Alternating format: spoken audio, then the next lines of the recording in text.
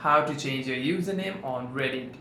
First, you want to simply open the Reddit application, and inside the app you want to simply tap on this U option over here to open your profile. After that, what you want to do is you want to simply tap on three bars over here and tap on settings. Tap on your account settings, and here you'll be able to see your username.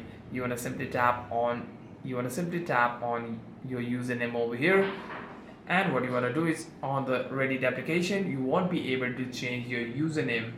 However, what you want to do is you want to simply tap on this add account option, and by doing so you want to simply create your new account with the username that you prefer.